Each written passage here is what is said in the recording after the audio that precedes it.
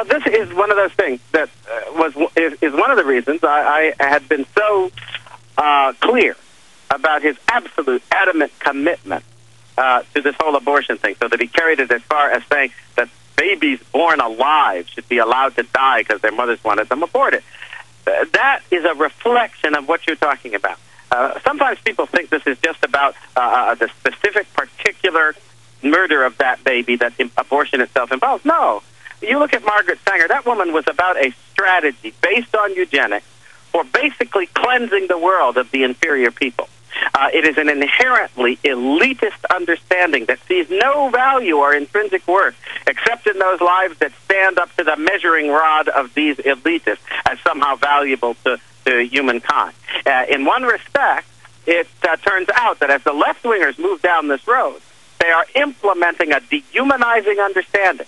But instead of dehumanizing people based on the racist notions of somebody like Hitler and the things that were being portrayed in Germany, they dehumanize people based on the scientific understanding that there's nothing essentially human about us, that we are, in that sense, just blobs of flesh and chemicals and junk that can be manipulated like any other physical thing. And that, of course, means that there's no boundaries whatsoever that you have to respect except the whimsical boundaries of personal attachment, so that if you're part of the favored clique, you might be treated differently. That's the world they're pushing us toward. And abortion was essentially the cutting edge to get people implicated in a moral understanding that destroyed our sense that humanity and every single human being have a moral worth that must be respected by the power of government, that can't be disregarded on the basis of some elitist measuring rods of who's worth having around and who can be killed with impunity. Ambassador, isn't this really the religion of control freaks on power trips, where Peter Singer says, let parents kill their babies for a year after they're born, get rid of the old people, they've got the same value as mackerel. I mean, these are quotes saying an old person has the same value as a fish, that a retarded child needs to be killed, and I found they really are the ultimate racist, as Margaret Sanger wrote in her own letters to W.D.B. Du Bois. She said, I've got to hire black men to be my fronts to get rid of these black weeds. In my research, I found that the real racist, the real Nazis, always cloak themselves as liberals, and that it's even more than that. It's not just some pseudoscience and their excuse to play God, that they ravenously enjoy going after Asians, Africans, Latin Americans, poor people. It doesn't matter. And that they even have people of color in their ranks who enjoy this. Well, the sad thing is, underlying it all, there is an element of what I call self-worship involved in this. That is involved in the fascination these elites have for themselves and their own power, and the confirmation they see when they enjoy a little success that somehow they're better than everybody else. That even, by the way, accounts for their so-called compassion, because it affirms their superiority to see themselves from a height helping the downtrodden who, because of their inferiority, couldn't do as well, and so forth and so on. But remember, that kind of self-worship has an implication that goes to the very heart of religion and faith and spirituality, because it denies that there is anything other than themselves that is worthy of that kind of real reverence. And so it is premised at the end of the day on the banishing of God from the consciousness of human beings.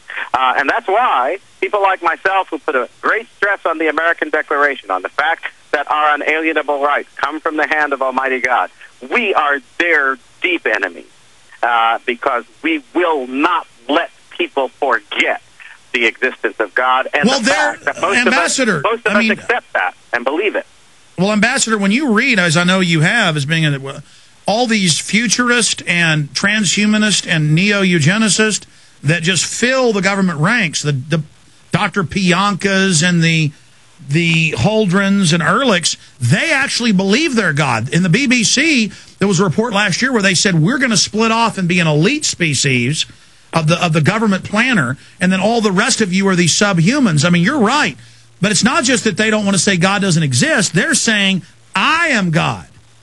you see, but I think that's a return to something quite old in terms of human injustice. Remember that when the people of the world were subjected to these old oligarchic, aristocratic regimes, you know, the nobles and the peasantry and all of this, the myths of the time were centered on apotheosis. That is, where the elite, because of their success and achievements and greatness, they are elevated to the status of God. That happened to the Caesars. That happened to others. The aim, therefore, in that pagan understanding was for these people to transform themselves to godlike status. And all we're seeing is a return of that age-old shibboleth.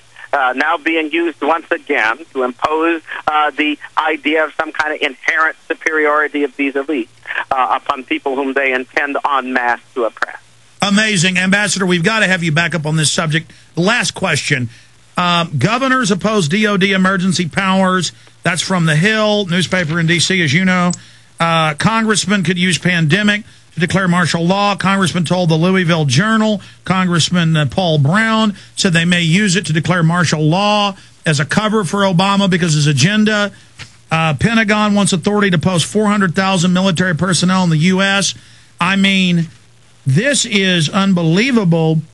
And we now hear Obama saying terrorist, right-wing terrorist, and the Southern Poverty Law Center, you know, and the DOD documents and the Justice Department, Homeland Security, veterans and gun owners and Ron Paul supporters are terrorists. In the last 2 minutes, can you comment on that? And are you concerned that Obama may stage crises, as Michael Savage and others have said?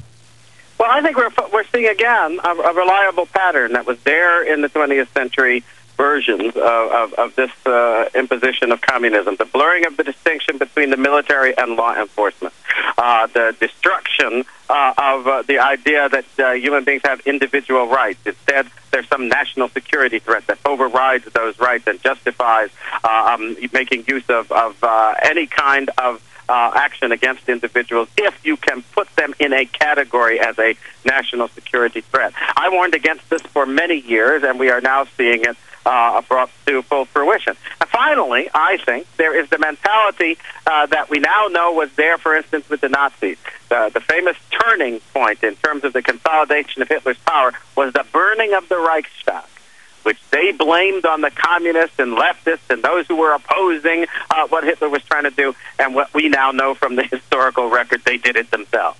They burned down the Reichstag in order to provoke the excuse that allowed them to impose that totalitarian control and consolidate it completely over Germany. I think that we're watching a repetition of this pattern, and we need to wake up, and we need to use those tools we still have available as Americans to stop this from happening.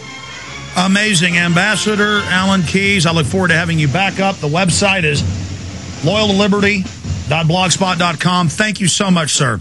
Glad to be with you. Thanks for having me. Thank you, sir. Thank you for listening to GCN. Be sure to visit GCNlive.com today.